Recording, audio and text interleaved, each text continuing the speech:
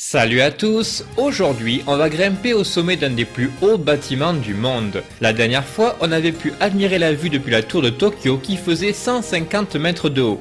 Imaginez maintenant à quoi ressemble le panorama quand on rajoute 400 mètres de plus. Allez c'est parti, direction la Tokyo Skytree. Mais avant ça, je m'arrête 5 minutes pour pique-niquer dans un parc près de la rivière Sumida et vous montrer quelques bricoles qu'on peut acheter sur place pour grignoter. Alors en fait j'ai pris des trucs un peu au hasard dans une supérette. Ça c'est du jus d'orange comme vous pouvez le voir. Poca Sapporo, c'est une marque assez connue. Et c'est vachement bon, c'est du jus d'orange avec des morceaux dedans, des morceaux d'agrumes. Ça c'est une barre chocolatée avec des amandes, enfin un truc classique.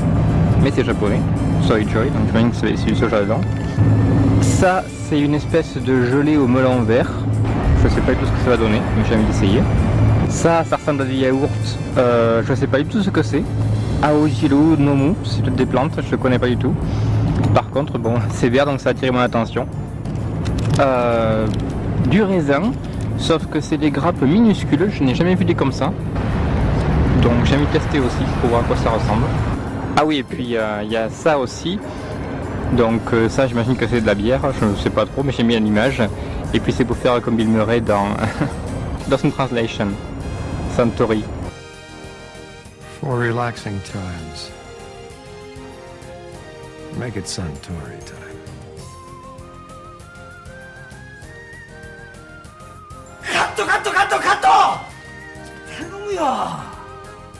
Voilà, et à part ça, rien de spécial, à part que dans 2 heures, si tout va bien, je serai sûrement en haut de cette tour.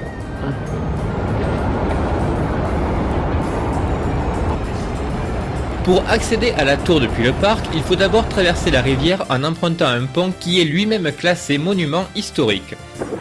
Y a pas à dire, ça souffle aujourd'hui et la météo annonce de la pluie pour ce soir. Mais ça me laisse normalement le temps de monter en haut de la tour avant de prendre la sauce.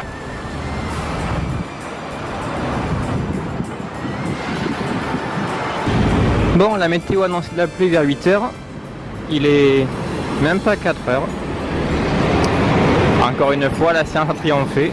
Allez, un petit cours d'histoire en attendant. La tour fait 634 mètres de haut et on peut accéder à 2 étages pour admirer la vue. Un à 350 mètres et l'autre à 450 mètres. Même si la tour est assez récente puisqu'elle a été construite en 2012, c'est le second bâtiment le plus haut du monde, juste après le Burj Khalifa de Dubaï. Et c'est le bâtiment le plus haut de tout le Japon. Au départ, je n'avais pas prévu d'y monter parce que j'avais pas vraiment envie d'être coincé pendant des heures dans une file d'attente. Mais en fait, j'ai eu beaucoup de chance parce qu'on est dans une période creuse et qu'il y a beaucoup moins de touristes que d'habitude. Et même si le billet est assez cher, c'est clairement une expérience à faire au moins une fois dans sa vie.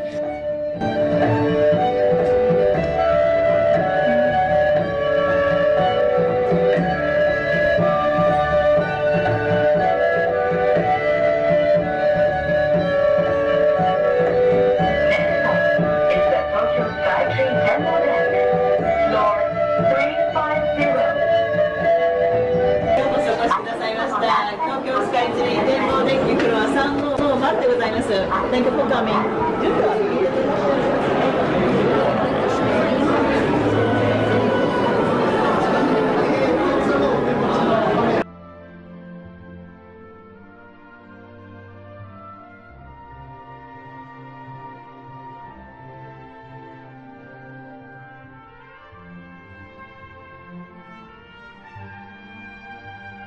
La vue depuis là-haut est absolument hallucinante et j'imagine même pas ce que ça doit donner par temps clair.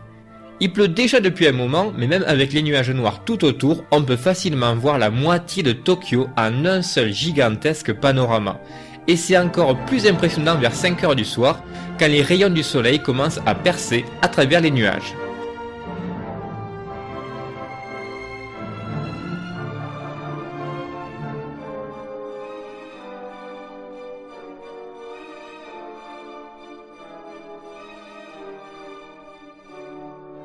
Le premier étage se trouve à 350 mètres et depuis là-haut on a vraiment l'impression d'observer une ville en miniature.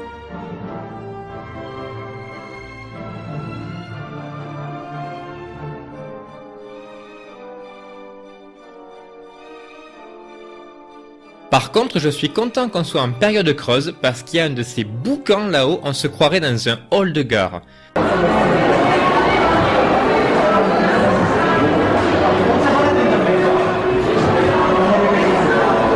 Et pour y échapper, on peut toujours mettre la main au portefeuille et acheter un billet pour l'étage supérieur, 100 mètres plus haut.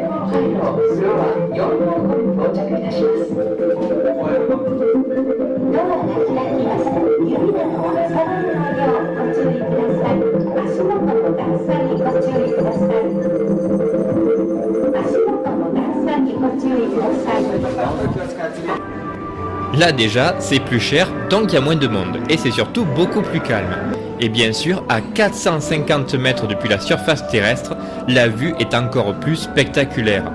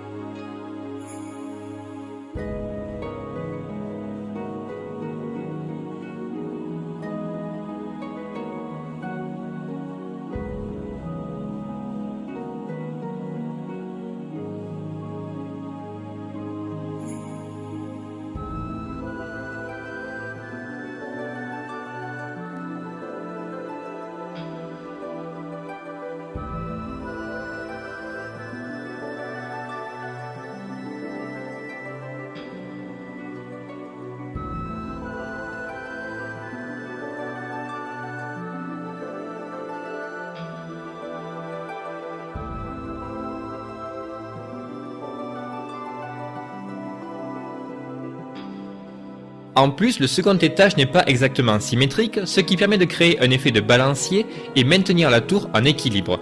Ça veut dire qu'il y a un endroit dans la tour où on peut se tenir précisément au point culminant accessible au public. Et c'est là où je suis maintenant, à 451,2 mètres de haut exactement.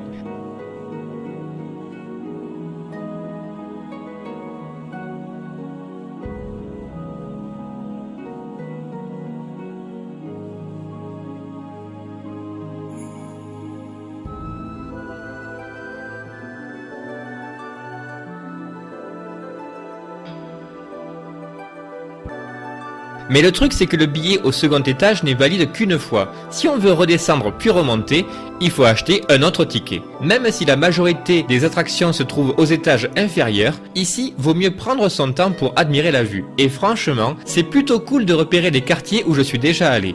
Par exemple, là on peut voir le temple Sensoji qui était ma première destination. Là-bas au fond, c'est le quartier d'Akiba et toutes les boutiques de manga et de jeux vidéo.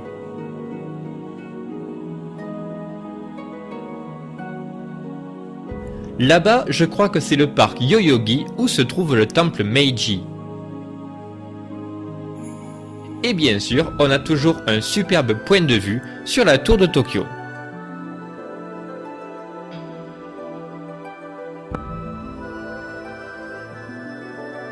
Et là c'est marrant, je viens de repérer l'endroit précis où j'étais quand j'ai commencé à tourner la vidéo aujourd'hui. Et depuis là-haut, on peut voir le chemin que j'ai parcouru pour arriver jusqu'à la tour.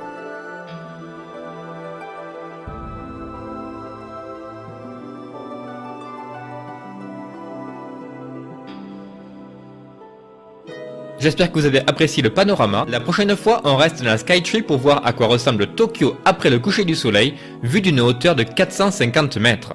Ciao tout le monde!